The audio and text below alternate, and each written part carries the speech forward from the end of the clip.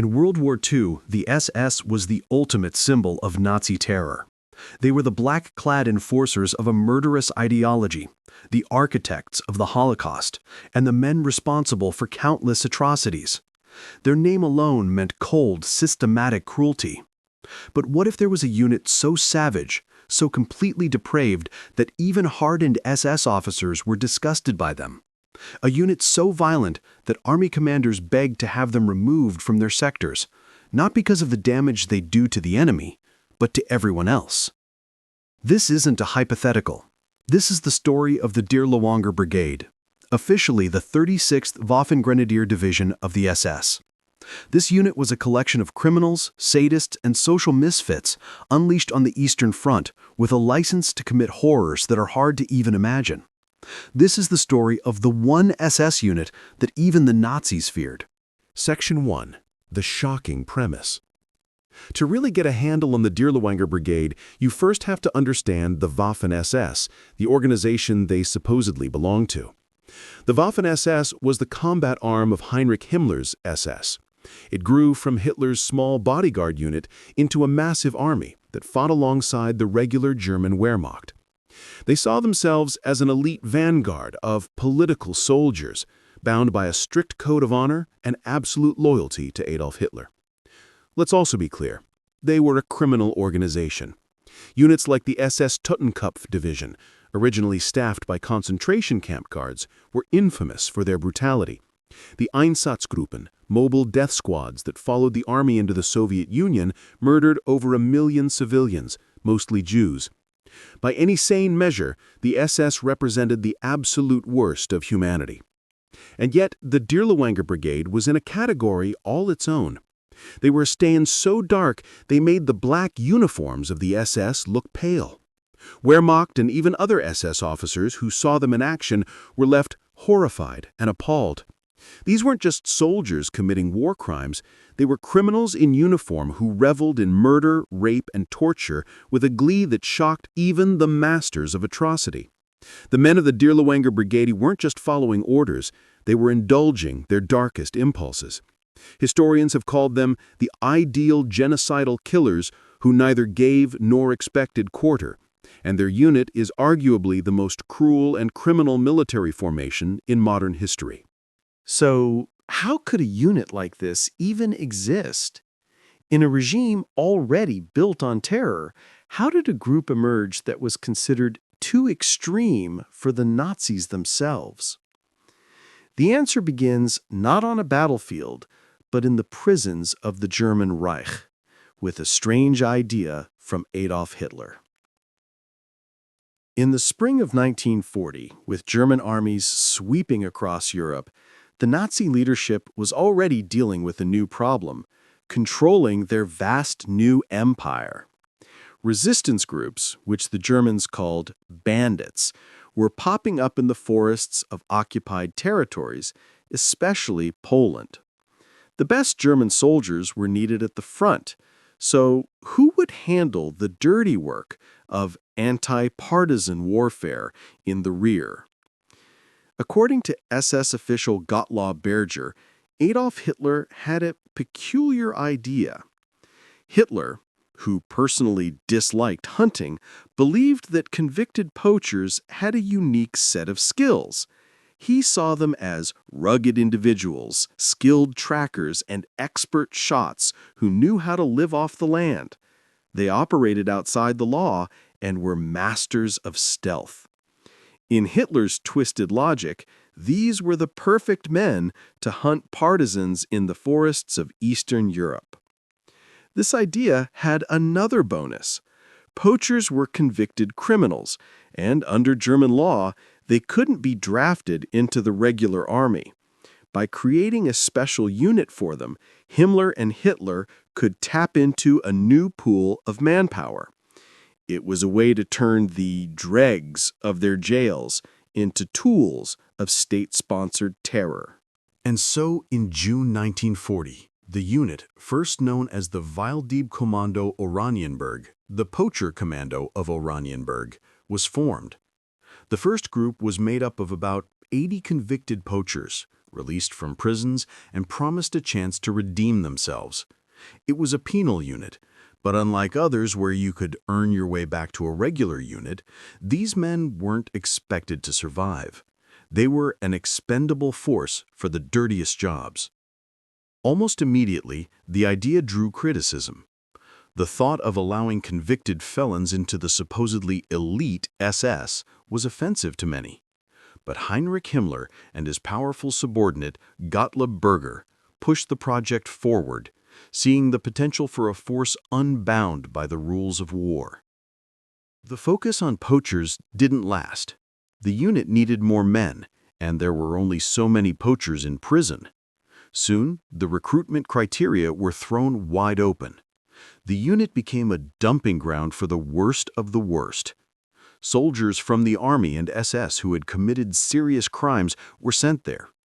Then came burglars, murderers, and arsonists from civilian prisons. As the war dragged on, the standards dropped even lower, and the brigade started taking in anyone, including those deemed mentally unfit. This collection of degenerates, psychopaths, and violent criminals needed a leader who not only could control them, but shared their depraved nature. The Nazis had the perfect candidate, a man whose personal history was a catalog of violence, perversion, and crime. His name was Oskar der Lewanger. Section 3. The Architect of Atrocity. Calling Oskar der Lewanger dangerous is almost an understatement. Even within the SS, an organization already built on brutality, he was considered unpredictable, volatile, and deeply unstable. A police assessment from the early 1940s described him as a man prone to violent outbursts, driven by alcohol and an obsession with exerting power over others. Der Lewanger's road to infamy began long before World War II. Having served in World War I, he was wounded several times and decorated for bravery. But instead of being scarred by combat, he seemed to thrive in it. Violence became familiar, almost necessary. When the war ended, he joined the Freikorps, paramilitary groups that fought in Germany's chaotic post-war unrest. Their operations were often harsh, and der Lewanger fit right in. Despite his extreme behavior, he was not without education. In 1922, he earned a doctorate in political science and later joined the Nazi Party. For a brief moment, he appeared to have a respectable future, working in various government roles. But that facade cracked quickly. Behind closed doors, he had a long history of misconduct, aggressive behavior, and abuses of authority. By the mid-1930s, his pattern of criminal behavior finally caught up with him. He faced serious charges involving misconduct with young women, leading to prison time and the loss of his academic title, his party membership, and his previous honors. After serving his sentence, he was detained again for additional offenses and sent to a concentration camp. Under normal circumstances, this would have been the end of his public career. But these were not normal circumstances, and der Lewanger was connected. One of his old comrades from the Freikorps, Gottlob Berger, had risen to become a powerful SS general and a close associate of Heinrich Himmler. Berger believed that der Lewanger's ruthlessness could be useful in certain military operations, especially those involving harsh anti-partisan tactics. Through Berger's intervention, der Lewanger was unexpectedly released and given another chance, not to redeem himself, but to command a unit built for the darkest work the regime required. Through Berger's intervention, der Lewanger's convictions were overturned, his record was cleared, and he was reinstated into the Nazi Party. He volunteered for the Spanish Civil War to escape his reputation, where he was wounded 3 times. When World War II began, Berger's patronage got him into the Waffen-SS. And when Himmler and Hitler came up with the idea for the Poacher Commando, Berger knew he had the perfect man to lead it. Who better to command a unit of criminals than a convicted child molester, a violent alcoholic, and a decorated sadist? Dirlewanger's leadership reflected his own character. He encouraged extreme violence and was known to beat or kill his own men. He wasn't just their commander, he was the alpha predator. He didn't impose military discipline, he cultivated chaos. The unit, now called Sonderkommando Dirlewanger, was first sent to occupied Poland. It was there, near Lublin, that they began to terrorize the local population. Dirlewanger reportedly amused himself by injecting Jewish girls with strychnine and watching them convulse to death. These acts were so vile, they even sparked an SS investigation, but his patrons always protected him. The unit was just getting started. In early 1942, they were unleashed on a new front, where the war was at its most savage, Belarus. Section 4.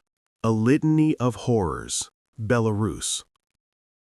The war on the Eastern Front was a war of annihilation designed to destroy what the Nazis called Judeo-Bolshevism and create living space for Germans.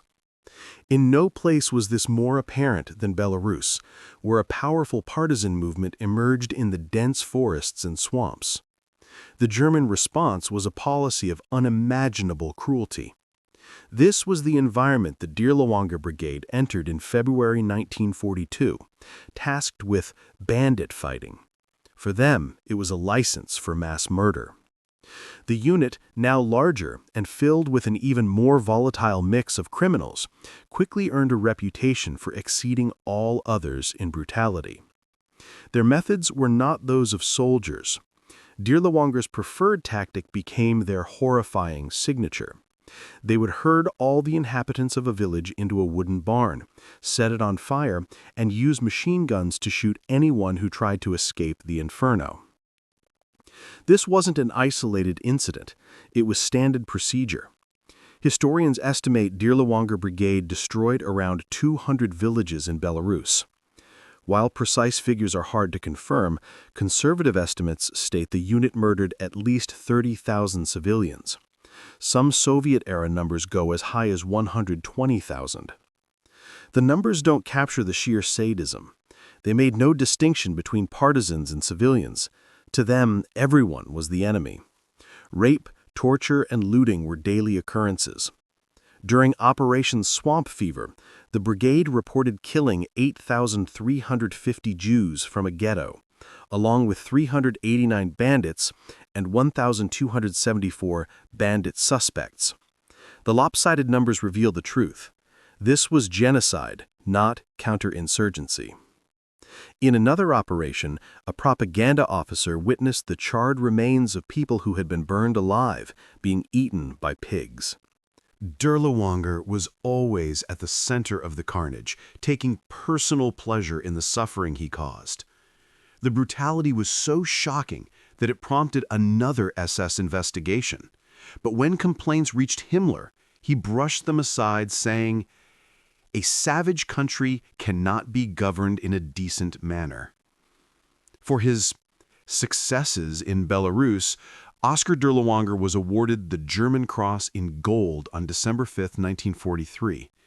He was being decorated for mass murder. By summer 1944, the Red Army was pushing the Germans back. The Dirlewanger Brigade was pulled from the collapsing front, but their work was not done. On August 1, 1944, the Polish Home Army rose up against the occupiers in Warsaw, and the Dirlewanger Brigade was sent to crush them. The 1944 Warsaw Uprising was one of the most heroic and tragic moments of the war. For 63 days, the Polish underground fought the German army for control of their capital, hoping to liberate it before the Soviets arrived. Hitler was furious. He gave a direct order. Warsaw was to be razed and its population annihilated. "Every inhabitant is to be shot," the order said. "No prisoners are to be taken." To carry this out, the Germans assembled a special force, including the two most brutal units on the Eastern Front, the collaborationist Kaminsky Brigade and the Dirlewanger Brigade. Dirlewanger's men were sent to the Wola district. What followed is known as the Wola Massacre. It wasn't a battle. It was a systematic orgy of murder, rape, and destruction. On August 5th, Black Saturday, the brigades were let loose with orders to kill anything that moves. They went from house to house, dragging out everyone they could find and mowing them down with machine guns in squares and cemeteries. They piled the bodies, poured gasoline on them, and set them on fire, sometimes while victims were still alive. The streets of Wola ran red with blood. The atrocities surpassed even their own horrific record. They stormed hospitals, killing the sick and wounded in their beds with bayonets and rifle butts. Nurses were gang-raped, tortured, and then murdered. In one infamous account, nurses were marched naked into a square and hanged while Der Levinger and his men laughed. No one was spared. They attacked a nursery, impaling babies on bayonets or smashing their heads with rifle butts to save ammunition. In just the first few days, an estimated 40,000 to 50,000 civilians were slaughtered in Wola alone. The sheer scale of the killing was so extreme that it finally sickened the German command in Warsaw. The German commander, Erich von dem Bach-Zalewski, who was himself a war criminal, was appalled. He and other officers pleaded for the unit to be removed, not out of humanitarian concern, but because their lack of discipline and obsession with rape and looting were hindering the military operation. Yet, for the horror he had unleashed, Oskar der Lewinger was again rewarded. On August 15, 1944, he was promoted to a rank equivalent to senior colonel. A few months later, he received the Knight's Cross of the Iron Cross, one of the Third Reich's highest awards for bravery. The Butcher of Warsaw was now a Nazi hero. Section 6. The notoriety spreads. So why was this happening? Why was a unit of monsters not only tolerated but celebrated? The unit's horrific conduct was no secret. From Poland to Belarus to Warsaw, their reputation was well known throughout the German military. They were, without a doubt, the most hated unit in the armed forces. Other German officials repeatedly tried to have der Lewinger removed and his unit disbanded. An SS police judge was so fed up with the constant reports of atrocities that he issued a warrant for der Lewinger's arrest, only to be blocked by higher-ups. Even hardened SS generals in Warsaw, themselves war criminals, begged to have the unit taken off the line, seeing them as a drunken, bloodthirsty mob that was a military liability. The answer lies with two men, Heinrich Himmler and his right hand, Gottlob Berger. Berger was der Lewinger's creator and protector. Their bond went back to the Freikorps days. As head of the SS main office, Berger used his immense power to shield his old comrade time and again. Whenever an investigation was opened, Berger intervened and made it go away. The ultimate patron, though, was Heinrich Himmler himself. Himmler, the architect of the Holocaust, had a strange fascination with the unit. He liked the romanticized idea of poachers as rugged hunters, perfectly suited for the dirty war. More importantly, Himmler saw the unit's utility. He believed terror was a necessary tool. When confronted with complaints, he was dismissive, famously remarking, "A savage country cannot be governed in a decent manner." To Himmler, the der Lewinger Brigade was a necessary evil, a blunt instrument for jobs that even other SS troops might not have the stomach for. Hitler, too, seemed to appreciate their ruthless effectiveness. When SS leaders complained to him about the brigade, he reportedly became infuriated. He wanted them to commit these crimes, seeing their terror as a weapon. While it's unlikely Hitler knew the day-to-day details, he sanctioned their methods. The brutality wasn't a bug, it was a feature. And so, every complaint was quashed. Instead of being punished, Dirlewanger was promoted. His Knight's Cross was a clear message from the top. This level of brutality was not just tolerated, it was rewarded. The Dirlewanger Brigade served a purpose in the Nazi system of terror, and as long as they were useful to Himmler and Hitler, they were untouchable. Section 7. The Inevitable Downfall. After Warsaw, the battered Dirlewanger Brigade was sent to help suppress an uprising in Slovakia in late 1944. They continued their brutal practices, but the end of the war was near. Soon, they were transferred to the front lines in Hungary to face the Red Army. This is where the myth of the Dirlewanger Brigade as an elite fighting force completely fell apart. They were murderers, effective at terrorizing unarmed civilians, but useless against a real army. They took catastrophic casualties, and the unit began to disintegrate as members were killed or deserted. In February 1945, in a final, absurd piece of paperwork, what was left of the brigade was officially named the 36th Waffen-Grenadier Division of the SS. It was a division in name only. Around this time, Oskar Dirlewanger was wounded for the 12th time and left the front. The brigade's final act came during the apocalyptic Battle of Halbe, southeast of Berlin. Caught in a massive Soviet encirclement, what remained of the unit was annihilated.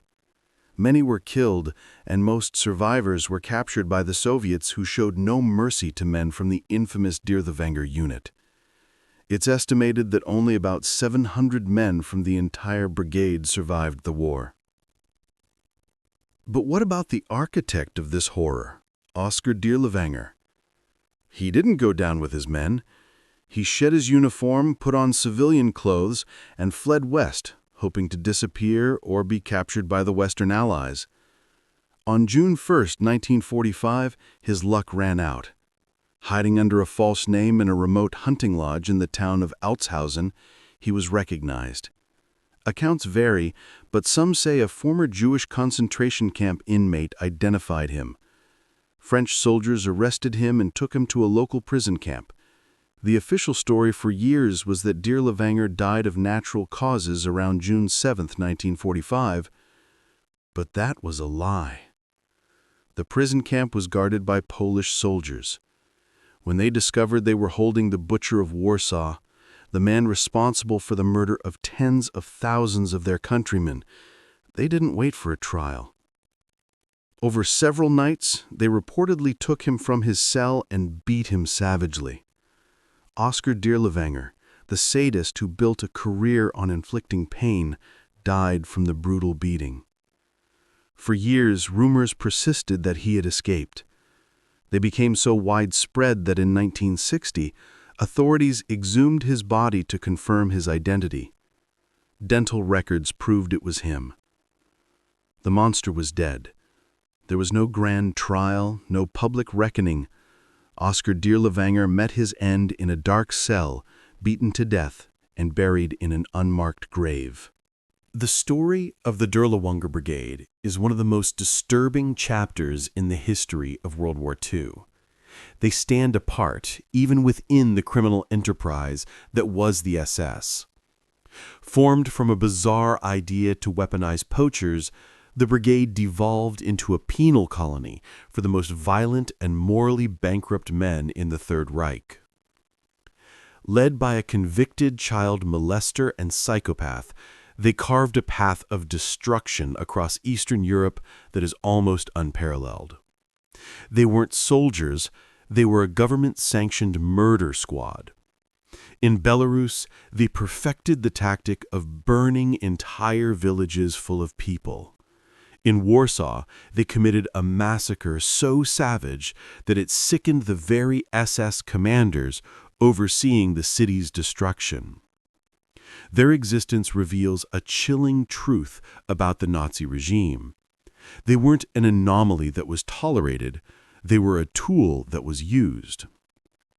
Protected and promoted by Heinrich Himmler, Oskar Dirlewanger and his men were a necessary instrument of terror. Their story shows that within the Nazi system, there was no depth of depravity considered too low as long as it served a purpose. When the war ended, most of the brigade's members were killed or simply vanished. Their commander met a violent end, a small measure of brutal justice for a lifetime of inflicting suffering.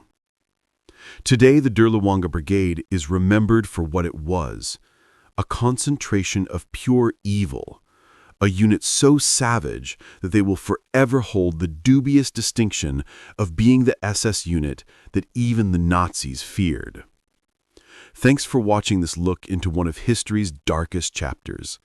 If you found this video informative, please like and subscribe for more content like this, and hit the notification bell so you don't miss our next video.